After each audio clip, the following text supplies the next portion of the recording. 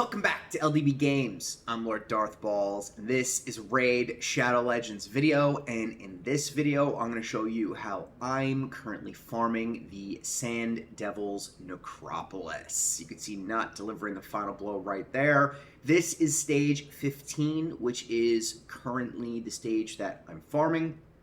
At the end of this clip I'll also show you the team that I'm using to try to progress. I made it up to 18 this morning. But it gets pretty freaking hard because this guy hits like a truck. But you can see my team here. The real highlight in this team is that little rare sitting in the corner there.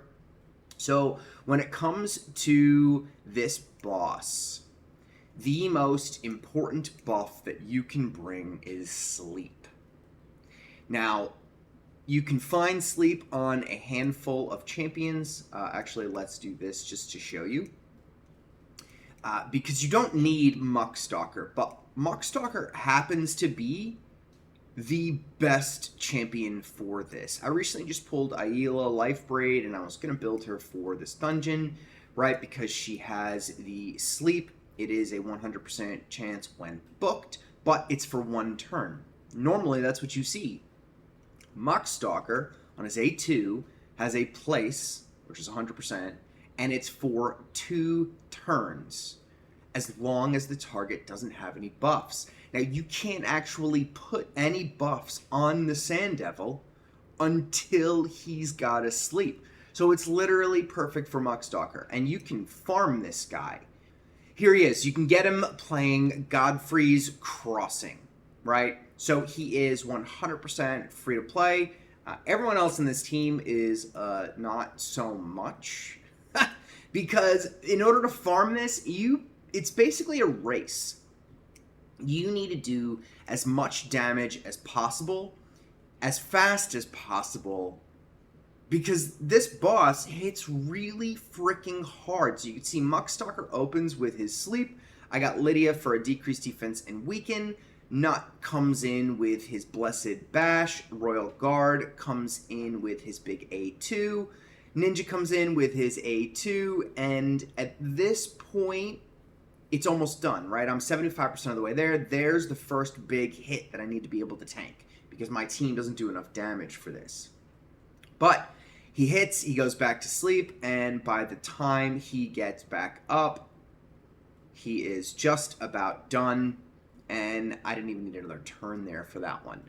Pretty simple, really nice speed run. Nut coming in with the lion's share of the damage there, followed pretty closely by Ninja. So, let's take a look at the stats. When it comes to, let's start with Muckstalker, because he is really the highlight in this. He does need to be booked, but who doesn't have rare books at this point, unless you're a new player? They're kind of hard to find these days. But he just needs books. That's it. I don't have any masteries on him. You can do them. There is a mastery that increases the chances of landing a sleep, which doesn't matter for Muckstalker because he's 100%. But if you are forced to use a champion that isn't 100%, Fearsome Presence is going to be what you want to go for. Because the typical Master Hexer will not extend fear, and Sniper will not increase the chances of sleep. Sorry, not fear, sleep. So you can't get that from support. You have to get that from the bottom of the defense tree. Speeds, I got him running super fast because I want him to be able to play in the higher levels of the Sand Devil when I get there. So I built him in anticipation of the future levels. So I've got him running 275. You need accuracy for this. No question about it. You need as much freaking accuracy as possible. Now, the higher you get, obviously, the more accuracy that you're going to need. So, naturally, I use Hell Hades Raid Stages tool, and we are looking at stage 16 right now. No, we're looking at stage 15 right now. So, if I'm just going off of the stage that I'm farming, the Sand Devil is 220 speed, so I just need to be faster than him to put him to sleep before he goes. And his resistance is 295, so I only need 320. Ultimately, the last stage, the Sand Devil's 270 speed, so my Muckstalker is ready to go for the final stage. His resistance is 470, so you really need about 495 accuracy, and I'm almost there, right? I figure glyphs, ascensions, slight tweaking of gear, by the time I get up there, it'll be pretty easy to balance out. Now, Lydia. Lydia comes in for her A2, decreased defense and weaken. She also brings strength in, which helps keep my team alive, tanking those gigantic hits from the Sand Devil. He really only has that one big hit. All the others are pretty weak, but they bring debuffs, so you gotta be careful. Passive doesn't come into effect. Sometimes nullification does work, depending on RNG, and I can get the poison sensitivity up. That doesn't apply for this run, because I'm not using Mithrala. I'll come back to that when I talk about the team I'm using to progress. But she only comes in for her A2. So naturally, all she needs is enough accuracy to do the job, which she has through the end, and sustain and super fast. So she is faster than the top level boss. Doesn't really matter because he gets put to sleep, but I would prefer her to go before, because we get sleep for 2 turns, right? She does have her Masteries, so you can check that out here. Coming in for damage, I've got 3 damage dealers here. Obviously not coming in with his enemy max HP hit. He is 4,500 defense, 250 crit damage. I do have some accuracy on him because he does have a couple nice utilities. When the Sand Devil is asleep, you can reduce her turn meter. So his A1 comes in pretty handy here. As long as you have the accuracy for it. So for this stage, I have enough.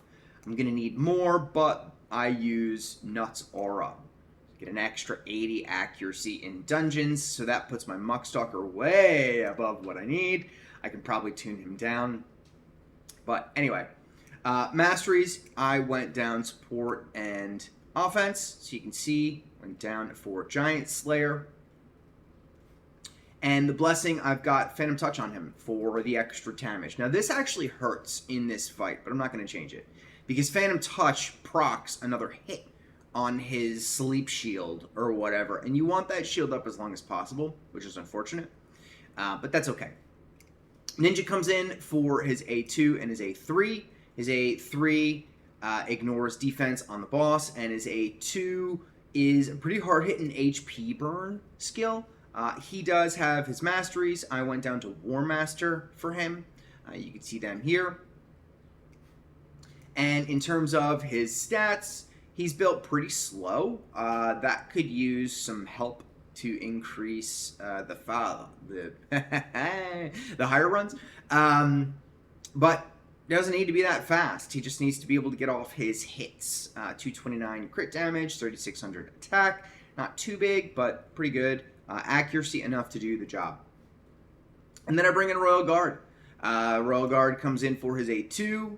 His A3 is actually a pretty hard-hitting ability, and when the shield is up, you can land decreased speed, but not really the priority that you want to focus on, because this is a 4-hitter. This rips down a lot of those shield numbers.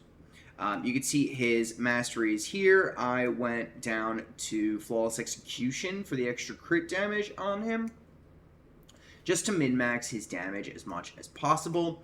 So you can see I've got him 288 crit damage, 203 speed, 4,600 attack, and 300 accuracy, which means with the aura, he can land his decreased speeds, which is nice. It's just an extra bonus for the higher levels. This doesn't need a preset, but actually it does if you use Royal Guard, because those damage dealers are relatively interchangeable as long as you can survive. On the lower stages, it's easier. As you get to the higher ones, I have to drop my damage dealers. I'll show you. But Royal Guard's AI is kind of dumb, so you need to make sure he uses his takedown first. Otherwise, he'll use his quad hit and rip that shield down before you really get all the turns that you want. So that is the team that I used for farming. The team I used for farming. Now, when I'm admittedly hungry for the really light ones, I will drop down to 7. I use the same team. It's just as quick. Is it 7 that I do, or do I do... Yeah, I do 7 or 8. No, I do 8. Because it's just the little ones. Gives you a chance. You can kind of stock up on them. I just cleared stage 18, and the team that I used to do it is... I used Duchess, who I wish I didn't have to, but she's my tankiest reviver. That double hit A1 is really annoying. And I brought in Mithrala for the cleanse. Sand Devil places a decreased accuracy on one of his abilities, which makes it impossible for Muckstalker to land his sleep, which is pretty frustrating sometimes. And I haven't set up the AI for this yet because, frankly, I'm not farming these. Maybe I will, but we'll see what happens. So my Muckstalker comes in, puts him to sleep for 2 turns. He's about to get his turn. I'm going to get my decreased defense and weaken up. I have got a little bit extra speed here, so I can go for my Blessed Bash. Pretty solid hit for a few levels higher than what it was. Now, he's also vulnerable to poisons, which is why I was talking about Lydia's A3. Because Lydia's A3 has poison sensitivity, and with Mithrala's A1 dropping poisons 2 at a time, you can add them. They can add up, but RNG's got to be in my favor for her to come back around and be able to get her A3. Now that is a massive hit, and that is why I have Duchess in there. She tanked that hit like a champ, helps me get my team back so that I can get back to it. Now, I hate that double hitting A1. I wish I could use, what's her name? Elva. Elva has a single hit A1, but my Elva's just not as tanky. You see I got the poison resistance there, which is pretty nice, and you'll be able to see potentially, there was a turn meter reduction, but when you break that shield, he gets a 50% turn meter fill, which is just, tough to deal with. But you can see the rest of his hits are not super big. Now, he just took a turn. Now, important to know here, when he wakes up from sleep, he is immune to sleep for a turn. He just took a turn. Oh, no, that was the turn after he woke up. That was a mistake. I wonder if I'm going to lose this run, actually. Now that I think about it here. We'll see what happens. But now I can't do anything. Until I get that sleep back up, I am as useless as possible. Thankfully, he still has a couple turns left. This is his big hitter here. Ignores shield, block damage, and unkillable. As long as I can prevent that from proccing again, usually I'm safe. And in order to do that, I need another sleep. He needs to come back around for his turn before the Sand Devil gets his. I'm really hoping that I can... Yes, there it is. Sleep. Beautiful. Decreased defense. Now, he just got his turn, so we only have 1 sleep debuff left. Let's do as little hits as possible, but get an increased defense there. There's that double hit from Duchess. I hate that. Triple hit from Nut. Now, you can see every single one of those hits procced Phantom Touch. Every single one of those hits procced Phantom Touch. Now, granted, it woke him up, but look how much damage that did to him. This is a wash. There's no way he's going to be able to come back from this. As long as I can get back around before... Yep, beautiful, that's it. So that's it. Sand Devil, there's an event going on right now. There's also... It includes Phantom Shogun. I'll be working on my guide for that one as well. I don't have a crit damage tank for that yet, which is critical. But if this helped, leave a comment down below. Don't forget to hit the like button and subscribe button on the way out. I'm Lord Darthbawlz. I'll catch y'all in the next video. Enjoy your raid.